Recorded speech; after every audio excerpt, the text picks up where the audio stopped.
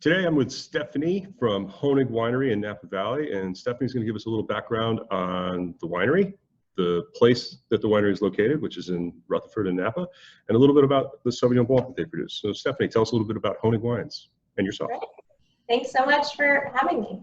Sure. So Honig Winery is my family's winery. We are the third generation. We are right in Rutherford, right in the geographic center of the Napa Valley.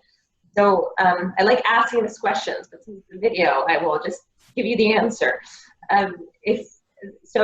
Napa Valley is a very well-known place, but it only produces 4% of the wine made in the state of California. So it's a very small place. We're about 30 miles long and 5 miles wide at its widest point.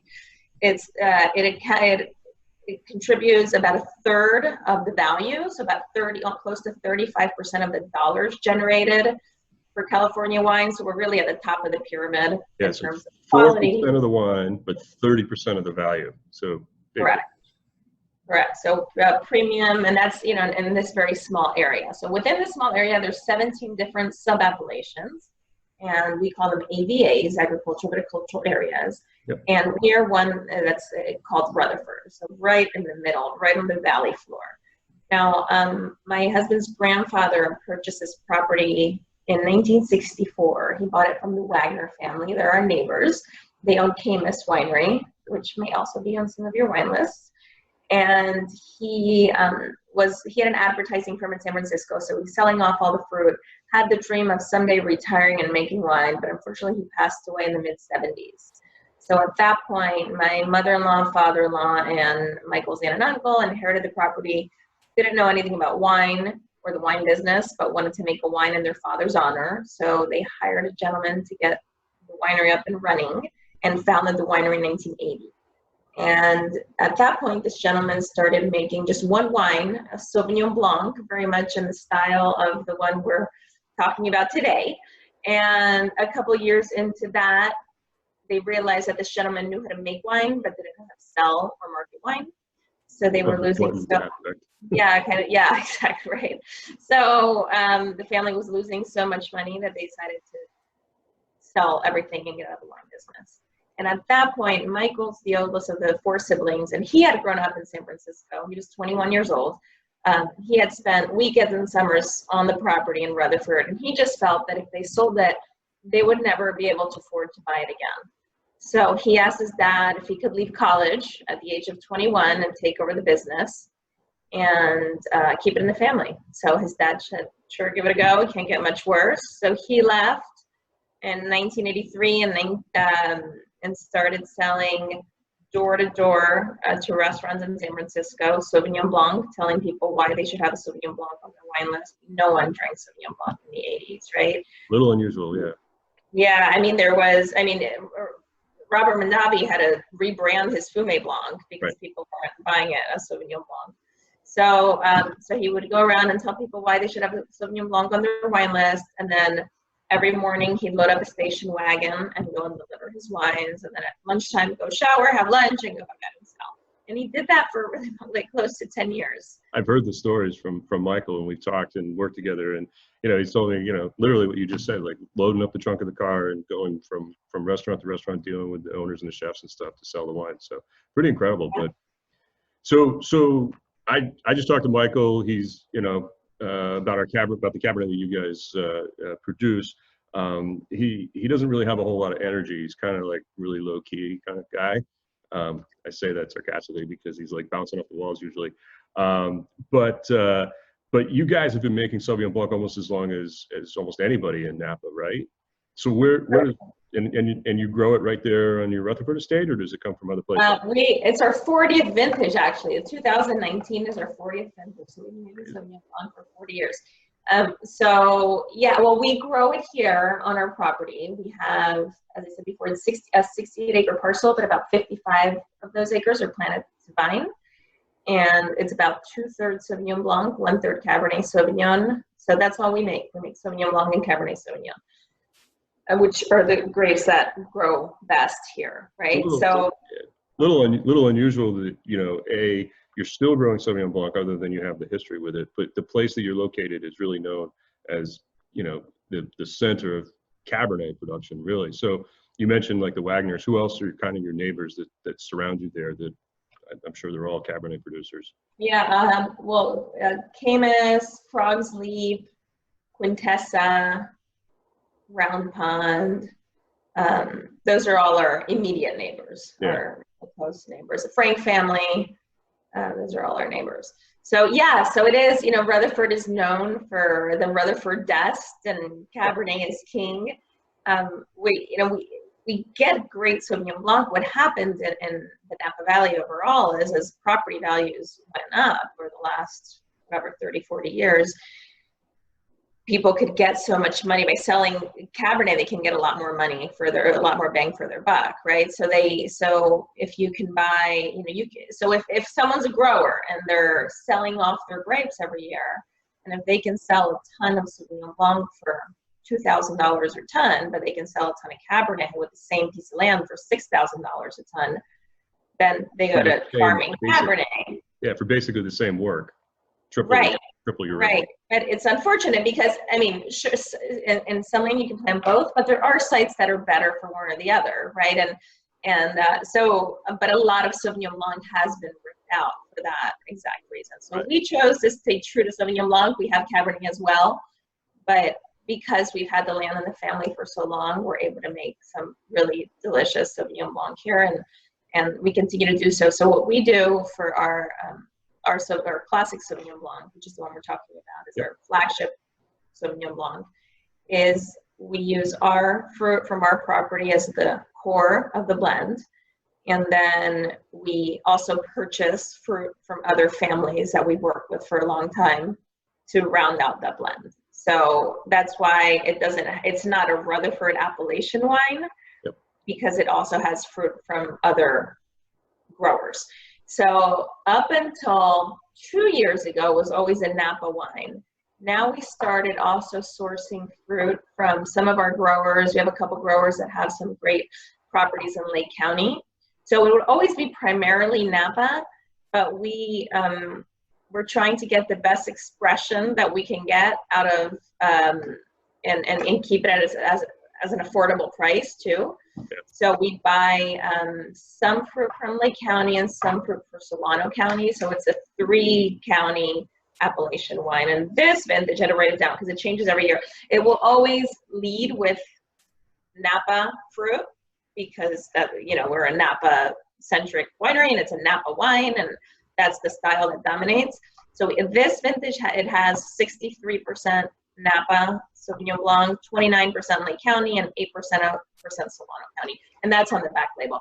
It's really, I mean, we could say, we didn't have to write it out, but I like just having transparency and authenticity, and so people have the information of where it's coming from. No, I think it's great. So tell us a little bit about, is it 100% Sauvignon Blanc winemaking? Is there anything special about the winemaking that we should know? Sorry. Kristen Belair is our winemaker. She's been with us 22 years now, and she usually adds a touch of Semillon, just a little, like a kiss of Semillon, just to give it a little zing. I don't know. But it's a stainless steel fermented on the lees, so very crisp, very bright, no malolactic fermentation. So a very clean style, but it's on the lees, so there's a really nice mouthfeel and richness to it, while being very clean and aromatic. A lot of papaya, mango, melon, passion fruit, very tropical in style. Kind of the opposite style of a Marlborough, New Zealand Sauvignon Blanc, where you have maritime climates, so you have more of those grassy green, grapefruit, lime characters. Here in Rutherford or Napa Valley, we get a lot of sunshine, a lot of brightness. So we get all those tropical aromas, but very crisp.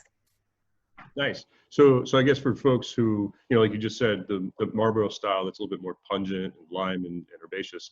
The California Napa Valley kind of style, I've always found to be slightly lower in acidity, but rounder in its fruit expression, its aromatics and whatnot, and just really nice and pleasant to drink with. So do you have any kind of things that are your favorite foods to eat with that we might also see in our restaurants?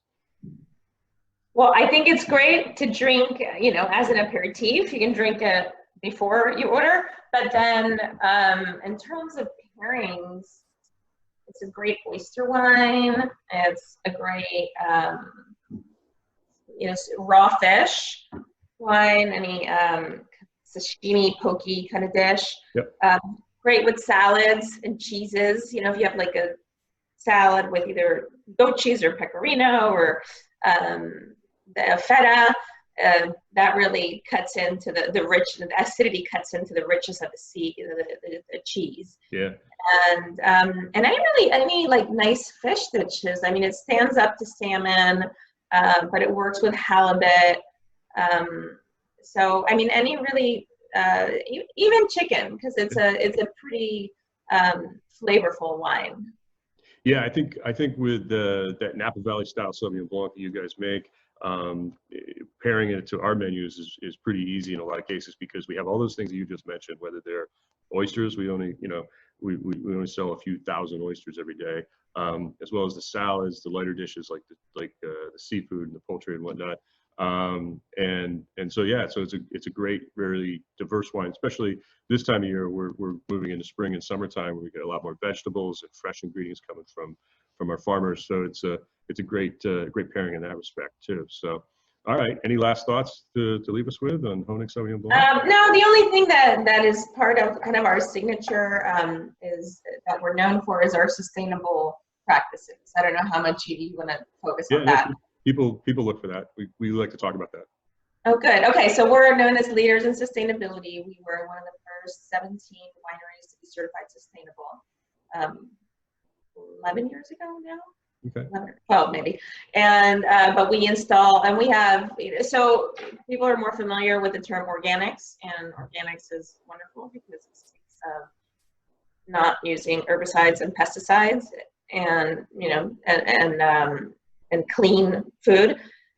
The problem with organics and winemaking is I can say, well, this bottle's organic because it comes from an organically farmed vineyard, but then I have terrible water efficiency, power efficiency, I don't recycle, I use chemicals to clean, whatever. So it looks at farming, but it's not looking at all the impact of everything else we're doing. So sustainability to us is just operating at a higher level. So we're looking at the impact of farming practices, winery practices, and business practices. And there's some big examples like being solar powered, right? That's obviously very green.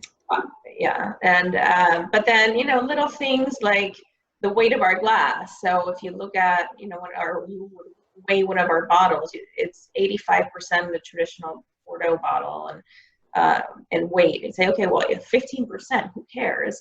But if you look at a glass plant and you can save that in every single bottle, and then you save it in shipping, then it's a big advantage, right? So the cases weigh less on a truck, and they use less fuel to transport them, et cetera. Yeah, that's all great. Yeah. And then we have in the vineyard, from a farming practice, we have what we call an integrated pest management system, which basically means that we create habitat for different creatures so we have these little boxes that create a habitat for bluebirds and swallows, and they feed on all kinds of insects and bugs, so it keeps the insect population down, so we don't have to spray. Same thing for barn owls. We have these boxes that create a habitat for barn owls, and they feed on moles and gophers, so it keeps that rodent population down. So we have all these different practices, and I could go on and on, but it's just important to us, right? And at the end of the day, whether you believe in saving the whales or whatever you drive or whatever motivates you, the idea is that the wine will taste better. Right.